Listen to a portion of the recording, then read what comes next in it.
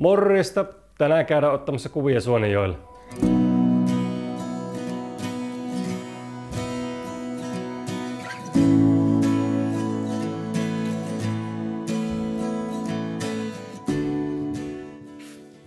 Hei vaan kaikille! Olen Jaso Leskinen ja toimin ammattikuvaajana tässä Sisä-Savon ja Kuopion seudun alueella nyt jo 4 vuotta.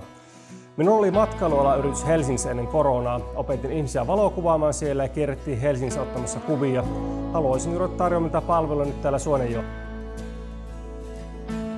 Sen pidemmittä puhetta siirrytään ulos ottamaan muutamia valokuvia.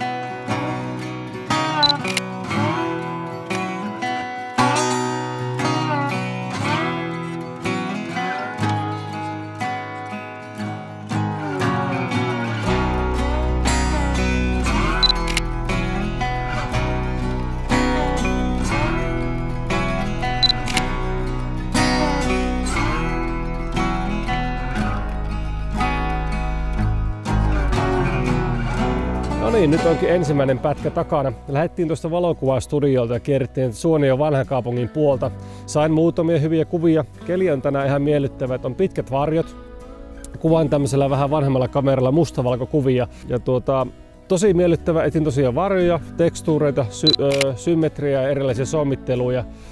Itselle valokuvaaminen on aina ollut semmoista luovuutta arjen keskellä ja nimenomaan tallentaa näitä hetkiä. Viimeisen parin vuoden aikana totta puheen 9% kuvista on ollut oman perheen kuvaamista, mutta niistä on jäänyt todella hyviä muistoja.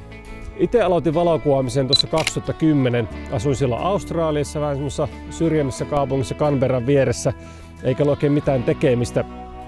Tilasin silloin ensimmäisen kameran ja innostuin sen jälkeen valokuvaamaan ja siitä lähtien on käytännössä kuvannut jatkuvasti, eli nyt noin 14 vuotta.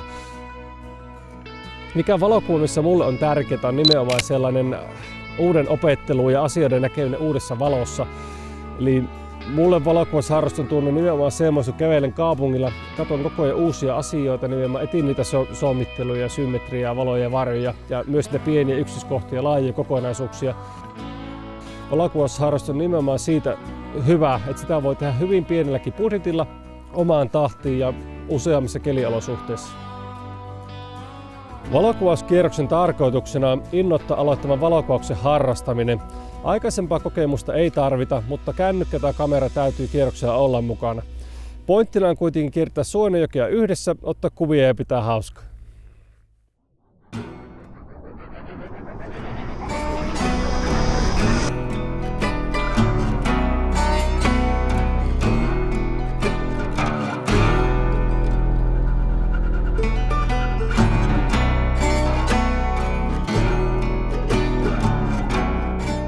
Mikäli haluat osallistua mukaan tänne kierrokselle, niin kaikki lisätiedot löytyy minun verkkosivuilta. Kiitokset teille videon katsomisesta ja nähdään kierroksella. Moro moro!